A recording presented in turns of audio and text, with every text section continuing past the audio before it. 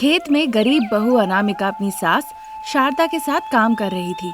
सासू माँ, अंधेरा हो चुका है, पानी की छोटी सी धारा बह रही है, हाथ मुंह धोकर चलिए हम अब चलते हैं।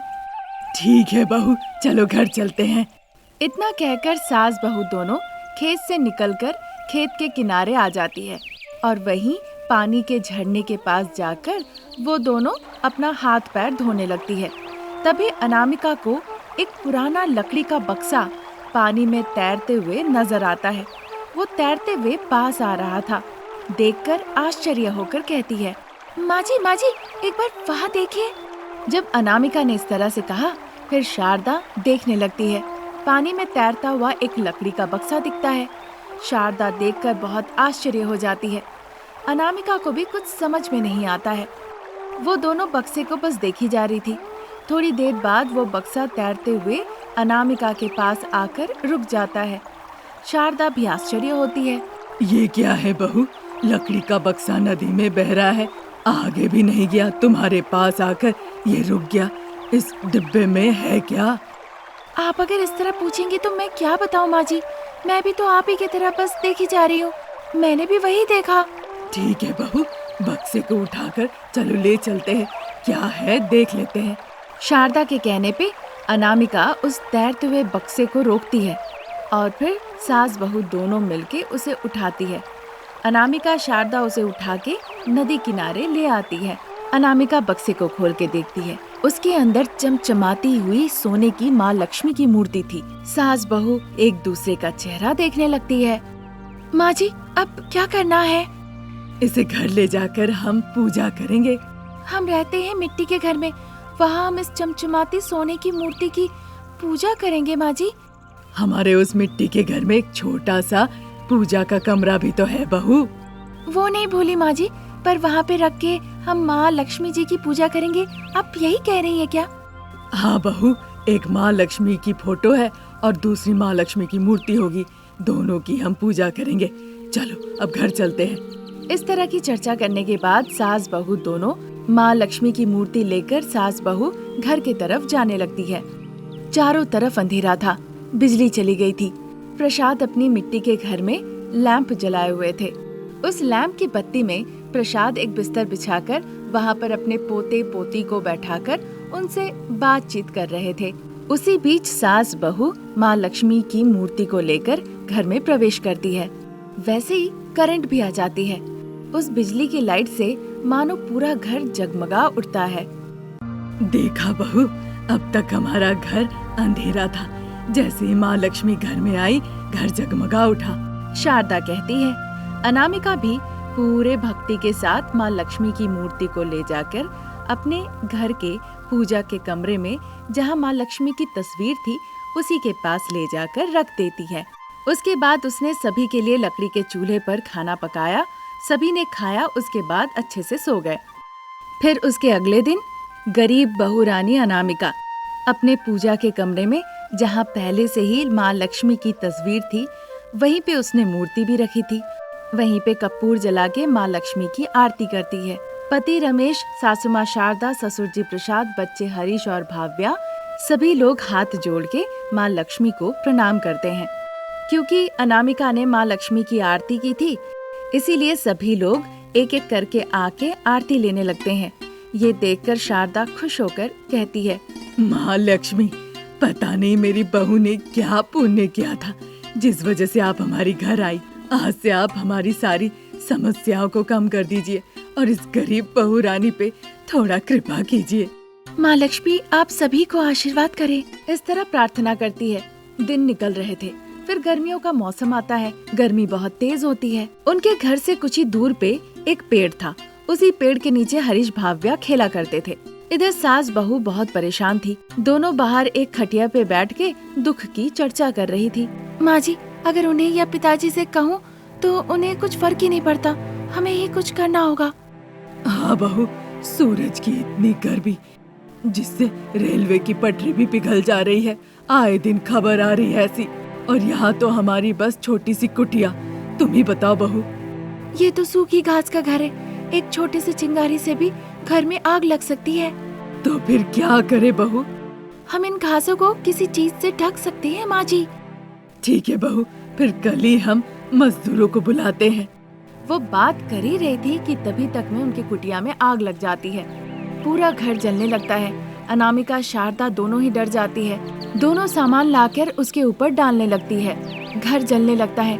अनामिका रोती है। तभी उसे अचानक से घर के अंदर माँ लक्ष्मी की मूर्ति की याद आती है। अनामिका हिम्मत करते हुए भाग के अंदर जाती है और मूर्ति को लेकर आग के अंदर से बाहर निकल आती है। सास बहू बच्चे खड़े खड़े बस घर को जलते हुए देखते रह गए। सास बहू बच्चे सभी लोग रो रहे थे। अंधेरा होने के बाद प्रसाद और रमेश मजदूरी का काम करके घर लौटते हैं तो पूरी कहानी उन्हें बताई जाती है। उस दिन उनका पूरा घर जल जाता है, बस 4 दीवारें बच जाती है। ये देखकर सब परेशान होते हैं और फिर उन्हीं दीवारों के बीच खटिया लगा के सो जाते हैं। बीच रात में अनामिका माँ लक्ष्मी की मूर्ति को जकड़ के अपने हाथों में परेशान होकर कहने लगती है, देख लिया माँ, इस गरीब बहू के घर की हालत क्या हो गई। अब मैं आपको कहाँ रखूंगी, कहाँ रख के आपकी मैं पूजा करूंगी। बताइए माँ, मैं क्या करूँ। अनामिका दुखी होकर कह रही थी। तभी अचानक से माँ लक्ष्मी की मूर्ति वहाँ से अंतर ध्यान हो जाती है। अनामिका चारों दिशाओं में देखने लगती है। अनामिका के सामने माँ लक्ष्मी खुद प्रकट हो जाती है। उन्हें देखकर खुशी खुशी अनामिका हाथ जोड़ के प्रणाम करती है। अनामिका, अपने घास के घर के लिए तुम दुखी मत हो। तुम्हारी माँ तुम्हारे पास है ना। बेटी को जब भी कभी कोई तकलीफ हो तो क्या माँ चुपचाप रह सकती है, बताओ। ऐसा कहते ही देवी लक्ष्मी के हाथ से घास निकल के अनामिका के सामने गिरने लगती है और देखते ही देखते ढेर बन जाता है। देखो अनामिका, इस घास से फिर से तुम घर बना सकती हो। गर्मियों में तुम्हें ठंडक महसूस होगा, सर्दियों में बरसात में गर्म रहेगा, गर्मी ओले पत्थर सभी से सुरक्षित रहेगा। चाहे कितना भी तूफान आ जाए कुछ नहीं होगा। इतना कहकर माँ लक्ष्मी वहाँ से अंतर ध्यान हो जाती है और मूर्ति के रूप में अनामिका के हाथों में फिर से आ जाती है। अनामिका इससे बहुत खुश होती है। देवी लक्ष्मी के दिए हुए घास से वो फिर से घर बनाना शुरू कर देती है। जैसा माँ लक्ष्मी ने कहा था, गर्मियों में घर ठंडा रहता था और बाकी मौसम में गर्म रहता था, इसीलिए हर किसी को वो बहुत पसंद आया। बहू की जादुई घास का घर देखकर शारदा प्रसाद बहुत खुश होते हैं, बच्चे भी आनंदित होते हैं। तब से अनामिका माँ लक्ष्मी के दिए हुए जादुई घास के घर में रहने लगती है और एक खुशहाल जिंदगी जीने लगती है। आज की कहानी यहीं तक। नई कहानी लेके जल्द हाजिर होंगे। नमस्कार। अहंकारी बहू अनामिका अपने हाथों पर डंडा पकड़कर अपने मासूम सास ससुर शारदा और प्रसाद को स्टोर रूम में बंद करके घुटने पर बैठा दिया। आवाज, चिल्लाना या रोना, अगर एक भी आवाज इस कमरे के बाहर आई तो देख लीजिएगा। ऐसा कहकर वो उनके पैरों पर मारने लगती है। दर्द जलन शारदा प्रसाद बर्दाश्त करते हैं और दुखी होकर बस आंसू बहाते हैं। जब उन्हें मारते मारते अनामिका का हाथ दर्द हो गया, थक गया, तब देखिए, आज भी आपका बेटा तैयार होके ऑफिस जाने के लिए हॉल में आएंगे और आप लोगों को उनके सामने कैसा बर्ताव करना है आपको याद है ना। उसके कहने पर शारदा और प्रसाद बिना जवाब दिए सर हिलाकर यही कहते कि हाँ, उन्हें पता है। हॉल की तरफ चलिए। ऐसा कहकर पैरों में दर्द लेके बहुत ही तकलीफ के साथ वो चलकर हॉल में आते हैं। शारदा आके सोफे पे बैठ जाती है और अपने सामने कॉफी टेबल पे पैर चढ़ा लेती है और सामने बहू अनामिका बैठकर उसके पैर दबाने लगती है। ससुर जी प्रसाद सिंगल सोफे पे बैठकर पैर पे पैर चढ़ा के पैसे गिन रहे होते हैं। तभी ऑफिस जाने के लिए रमेश हाथ में बैग लेकर हॉल में आता है। अनामिका को माँ की इस तरह से सेवा करते हुए देखकर वो बहुत खुश होता है। वाह माँ, बहू की ऐसी सेवा पाकर तुम्हारी तो किस्मत ही बदल गई। उसकी ऐसी बातें सुन के शारदा मनी मन सोचने लगती है। अरे बेटा, इन सबको सच मत समझो। तुम्हारी बीवी तो बहुत बड़ी ड्रामेबाज है, बड़ी अभिनेत्री है। जैसे ही तुम इस घर से निकल के बाइक पे बैठोगे वैसे ही पूरा दृश्य यहाँ का बदल जाएगा। अच्छा पिताजी, ये क्या है? जब भी मैं ऑफिस जाने लगता हूँ तो तभी देखता हूँ कि आप एक सिंगल सोफे पे बैठकर बस पैसे गिने जा रहे हैं। उसके पूछने पर उन्हें कुछ समझ में नहीं आया कि क्या जवाब देना चाहिए। बाबू। इतने में ही अनामिका बीच में घुसकर कहने लगती है, जैसे मानो की वार्निंग दे रही हो। पिताजी, वो आपसे कुछ पूछ रहे हैं, उसका जवाब दीजिए। उसके कहने पर प्रसाद को याद आता है कि जवाब में क्या कहना है। फिर बिना झिझक के वो बेटा, घर चलाने के लिए कुछ पैसे मैं बहू को हर रोज देता हूँ। रात में बहू लौटा देती है। उन्हीं पैसों में से कितना पैसा बचा वही मैं सुबह उठकर रोज गिनता हूँ, समझे? ऐसा कहने के बाद वो मन ही मन सोचने लगते हैं। ये सब कुछ बहू का बहुत बड़ा नाटक है। मुझे राजा की तरह और तुम्हारी माँ को रानी की तरह रख रही है। सब दिखावा है ताकि तुम्हें लगे कि बहू कितना ख्याल रखती है। बस एक दिन तुम घर पे रहकर काम करो, समझ में आएगा। इस तरह सोच रहे थे तभी माँ, पिताजी, अनामिका, मैं ऑफिस निकलता हूँ। मैं समय पे खा लूंगा और कुछ इमरजेंसी हो तो फोन कीजिएगा। रमेश ऑफिस के लिए निकल जाता है। अनामिका भी उसके साथ साथ उसे छोड़ने बाहर आती है। रमेश बाइक स्टार्ट करके ऑफिस चला जाता है। अनामिका घर के अंदर लौट आती है। शारदा प्रसाद डर के मारे थरथरा के कांपने लगते हैं। फिर अहंकार बहू रानी सामने आके खड़ी हो जाती है। वो गुस्से से देखने लगती है। शारदा के पास आकर उसके गाले पे कस के थप्पड़ लगाती है। शारदा रोने लगती है। जब मैं आपके बेटे के सामने आपके पैर दबा रही थी, आपको तो बड़ा मजा आ रहा था। एक बार भी नहीं कहा कि नहीं हो गया, पैरों में अब दर्द नहीं है, छोड़ दो। इसीलिए आपको ये मिला। उसके बाद वो ससुर जी प्रसाद की तरफ देखती है। प्रसाद घबराने लगते हैं। क्या पिताजी, जब वो आपसे सवाल पूछ रहे थे तो मुंह से जवाब नहीं निकल रहा था। आइंदा अगर फिर से ऐसा हुआ ना तो याद रखिएगा। ठीक है बहू। मुझे बाहर जाना है, कार को साफ कर दीजिए। ऐसा कहकर अनामिका अपने बेडरूम की तरफ चली जाती है। परेशान शारदा और प्रसाद घर के बाहर कार के पास आते हैं। शारदा पाइप से पानी छिड़कती है और प्रसाद उसे साफ करते हैं। आधे घंटे के अंदर अनामिका मॉडर्न ड्रेस पहन के तैयार होके शारदा के पास आकर कहने लगती है, ये क्या? गाड़ी साफ हो गई है, बताने आई थी।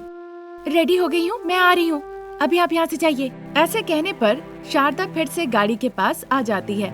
थोड़ी देर के बाद अनामिका कार के पास आती है। आकर देखने लगती है कि गाड़ी ठीक से साफ हुई है कि नहीं। देखती है सामने वाले टायर में हवा नहीं है। बस टायर में तो हवा ही नहीं है। आपने देखा नहीं पिताजी? जल्दी से टायर बदल दीजिए, मुझे तुरंत निकलना है। अरे बहू, दूसरा टायर तो नहीं है। तुम्हारे किसी दोस्त को जरूरत था, तुम्ही ने तो भेजा था। ये सुनकर वो प्रसाद को गुस्से से देखने लगती है। ओह शिट, ये बात आप अभी बता रहे हैं? आपको सबक सिखाना ही होगा। अब मैं कैसे जाऊँ, आप ही बताइए। मेरे दोस्त वहाँ इंतजार कर रहे हैं। ऐसा कहकर वो प्रसाद की तरफ गुस्से से आगे बढ़ने लगती है। प्रसाद और शारदा डर जाते हैं। फिर अचानक से अनामिका को घर से थोड़ी ही दूर पे पेड़ के नीचे एक बैलगाड़ी दिखता है। पिताजी, वहाँ पे बैलगाड़ी है ना? वो बैलों के साथ बांधिए और उसे तैयार कीजिए। अरे बहू, बैल तो है ही नहीं। घास खिलाने के लिए खेत ले गए हैं। मुझे जाके लाना होगा, थोड़ा समय लगेगा। उनकी बातें सुनकर अहंकारी बहू सोचने लगती है। सास ससुर को देखकर उसके दिमाग में एक तरकीब सूझती है। हमें बैलों की क्या जरूरत है? घर में दो दो बैल बैठे हुए हैं। ये सुनकर प्रसाद वहाँ से चले जाते हैं। सासू माँ, अंदर जाके मेरी छतरी ले आइए। वहाँ से शारदा घर के अंदर चली जाती है। प्रसाद तब तक बैलगाड़ी को घर के सामने ले आते हैं। शारदा छतरी लाके अनामिका को दे देती है। फिर अनामिका और शारदा दोनों गाड़ी के पास आते हैं। आप दोनों बैलगाड़ी को खींचिएगा और मैं गाड़ी में जाके बैठती हूँ। अनामिका कहकर गाड़ी में जाके बैठती है। अब चूंकि कुछ करने को नहीं था, इसलिए शारदा और प्रसाद दोनों जाते हैं और बैलगाड़ी को अपने कंधे के ऊपर उठा लेते हैं। अनामिका एक हाथ में छतरी पकड़ती है और दूसरे हाथ से बैलों की रस्सी। शारदा और प्रसाद बड़े मुश्किलों के साथ बैलगाड़ी को जद्दोजहद से खींचने लगते हैं। तभी बाइक से लौट रहा रमेश अपने माता पिता को बैलगाड़ी खींचते हुए देखता है और देखता है अनामिका महारानी जैसे गाड़ी में बैठी हुई है। गुस्से से वो बाइक को घुमाता है और बाइक को सीधा लाके गाड़ी के सामने रोक देता है। रमेश को देखकर शारदा और प्रसाद अपने कंधे से बैलगाड़ी को नीचे उतारते हैं। अनामिका उतर के रमेश के पास जाती है। रमेश गुस्से से अनामिका के गाल पे एक तमाचा लगाता है। ऐसा थप्पड़ लगाया कि पांचों उंगली का निशान सीधा उसके गाल पे पड़ जाते हैं। तुमने मुझे थप्पड़ लगाया? एक दिन जरूर आएगा जब तुम्हें मेरी कीमत समझ में आएगी। मैं यहाँ नहीं रहूंगी। ऐसा कहकर अनामिका गुस्से से एक ऑटो में बैठकर वहाँ से चली जाती है और रमेश अपने बाइक पे माँ पिताजी को बैठाकर घर वापस ले आता है। आज की कहानी यहीं तक। नई कहानी लेकर फिर हाजिर होंगी। नमस्कार।